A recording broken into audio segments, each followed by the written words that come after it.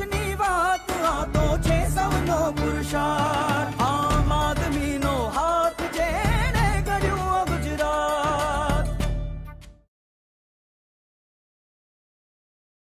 राजकोट में आकर राजीव जी ने यहाँ ही नर्मदा पाइपलाइन आधारित योजना मंजूर की और यही योजना आज अधूरी पड़ी हुई। नर्मदा का पानी हमें 10 साल पहले आ जाना चाहिए था, लेकिन आया नहीं है। हजारों किसान हमारे बिजली के कनेक्शन के बिना जुड़ रहे हैं, लाखों युवा बेरोजगार हैं और आज हमारे मुख्यमंत्री कश्ती की नाव में हमें सैर करा रहे हैं। हर बार पेपर में डेवलपमेंट दिखाई दे रहा है, लोगों के सामने कुछ नहीं आता। तभी मैं इतना ही कहूंगा कि ऐसी शख्सियत हमारे बीच में आई है कि जिनकी 2 पीढ़ी जेल में गई देश की आजादी के लिए। मोतीलाल नेहरू, जवाहरलाल नेहरू, 2 पीढ़ी शहीद हुई। इंदिरा गांधी और राजीव गांधी और खुद भी प्रधानमंत्री का त्याग करके हमारे बीच में आई हुई है। तहे दिल से हम सब आप सबकी ओर से, गुजरात की ओर से हम स्वागत करते हैं।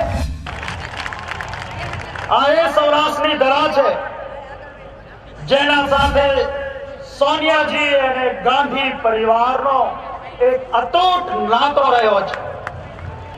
સૌરાષ્ટ્રનો માણસ કુદરતના એક કોપ સામે ઝઝૂમતો હતો ત્યારે સોનિયાજી કોંગ્રેસ અધ્યક્ષા નહોતા, રાજકારણમાં નહોતા, પરંતુ આપણા સૌરાષ્ટ્રવાસીઓના દુઃખમાં ભાગ લેવા માટે રાજીવજી સાથે ધોકધકતા તાપમાં એ સુરેન્દ્રનગરના ખાળિયા કૂદતા આપણા કોઈ બક્ષી પંચ આપણા દલિત ભાઈના આંસુ લૂછવા માટે ઉપસ્થિત રહ્યા હતા। એ માટે હું એમનો ધન્યવાદ કરું। એ સમય હતો અહીં સૌરાષ્ટ્રમાં આજે આપણો ભાઈ દુષ્કાળથી કોઈ ખેડૂત એ આત્મહત્યા કરી। દિલ્હીમાં બેઠેલા સોનિયાજીને ખબર પડી, અમને આદેશ આપ્યો જાઓ એ પરિવારની પાસે એમના દુઃખમાં ભાગીદાર કોંગ્રેસ વતી થજો અને અમે જઈને પરિવારની વચ્ચે રહ્યા। હું આપણા એ અતૂટ નાતા માટે સોનિયાજીનો સૌ સૌરાષ્ટ્રવાસીઓ વતી ખૂબ હૃદયપૂર્વક આભાર માનું છું। એમણે એ કરીને બતાવ્યું છે છેલ્લા 12 વર્ષમાં ભારતીય જનતા પાર્ટીને બદલે ગુજરાતમાં કોંગ્રેસનું શાસન હોય, ગુજરાતમાં કોંગ્રેસનું રાજ હોય તો આજે જે મેટ્રોની વાત કરી રહ્યા છે કે 15,000 કરોડના ખર્ચે દિલ્હીમાં એ મેટ્રો શ્રીમતી શીલા દીક્ષિત આદરણીય સોનિયાજીના માર્ગદર્શન હેઠળ લઈ આવ્યા છે। ગુજરાતમાં આજે 2012માં મેટ્રો કામ કરતી થઈ ગઈ હોત। આજે ગુજરાતમાં નર્મદાની 20,000 કિલોમીટર કેનાલોનું કામ બાકી છે। જો ગુજરાતમાં કોંગ્રેસનું રાજ હોત તો આ મોટા ભાગની કેનાલોનું કામ પૂરું થયું હોત અને સૌરાષ્ટ્રની આ ધરતી એ લીલીછમ થઈ ગઈ હોત અને હરિયાળી ક્રાંતિ આવી હોત અને આ સૌરાષ્ટ્રનો જોરદાર રીતે વિકાસ થયો હોત। गुजरात की इस धरती को, खासकर सौराष्ट्र, जिसका नाम हमेशा के लिए महात्मा गांधी जी के यादों से जुड़ा है, मैं इस महान धरती को प्रणाम करती हूँ। 169 वर्ष हो गए जब आपकी इस धरती से सूरज उतरा था, जिसने अपने जीते जी अहिंसा, एकता और संवेदना के आदर्श का उजाला न सिर्फ अपने देश में बल्कि विश्व के कोने कोने में फैला दिया। बड़ी बड़ी बातें तो बहुत से लोग करते हैं, लेकिन गुजरात की उन्नति के लिए कांग्रेस ने जितना किया किसी ने नहीं किया। गुजरात आज जिन क्षेत्रों में आगे है, रिफाइनरी, पेट्रोकेमिकल, टेक्सटाइल जैसे तरह तरह के उद्योग, यह सब कांग्रेस के शासन में ही स्थापित हुए हैं। कुछ लोगों की आदत ही होती है हर उपलब्धि का तमगा अपने सिर पर लगाने की वे लगाते रहे, लेकिन सच्चाई ये है कि गुजरात के लोगों ने, सौराष्ट्र के लोगों ने, किसानों, मजदूरों, शिल्पकारों, दस्तकारों, व्यापारियों, उद्योगपतियों ने अपनी लगन और मेहनत से न केवल अपने राज्य में बल्कि दुनिया भर में नाम कमाया है। गुजरात में विकास की बुनियाद किसने रखी है? कांग्रेस पार्टी ने रखी है।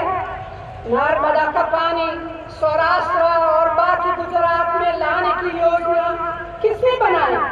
कांग्रेस ने बनाई, नेहरू जी ने बनाई। और गुजरात के महान सपूत सरदार वल्लभ भाई पटेल की याद में इसे सरदार सरोवर योजना का नाम दिया गया है। लेकिन मुझे दुख है कि पिछले 10 साल में नर्मदा का पानी आज तक सौराष्ट्र नहीं पहुंचा। आज भी यहाँ के किसान पानी के लिए तरस रहे हैं। यहाँ आत्महत्याएं भी हुई है। मुझे ये भी मालूम है कि गुजरात के कुछ इलाकों में सूखे की वजह से फसलों का काफी नुकसान हुआ है, चारे की भी कमी है। मैं चाहती हूँ कि राज्य सरकार सर्वे करके जल्द से केंद्र को भेजे ताकि किसानों को समय से बीमा राशि मिल सके। यह मूलभूत बुनियादी ढांचे को मजबूत करने के हो, यही नहीं, शायद आपसे ये बात जानबूझकर छुपाया जा रहा है कि यूपीए सरकार ने भाजपा की एनडीए सरकार से 50% ज्यादा फंड गुजरात के विकास के लिए दिए हैं। ये कब संभव होगा? ये तभी संभव है जब किसान बिना किसी बिचौलिए के अपनी पैदावार सीधे शहर तक पहुंच सके। और यही है एफटीआई का मतलब। और इस पॉलिसी की एक खास महत्व यह है कि अगर कोई मुख्यमंत्री अपने प्रदेश में एफटीआई लागू नहीं करना चाहते हैं तो वह इसके लिए बाध्य नहीं, ये उनकी इच्छा पर है। तो फिर मैं पूछना चाहती हूँ कि इस पर इतना हंगामा करने और जनता को गुमराह करने के क्या वजह है, क्या जरूरत है? आप इसके बारे में जरा सोचिए।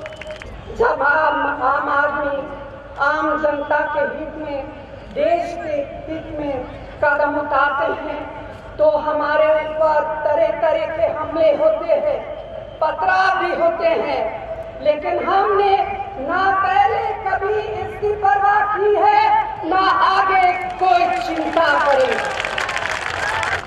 अगर यहाँ की सरकार सचमुच लोगों को राहत देना चाहती तो वैट क्यों नहीं कम कर देती है? आप सब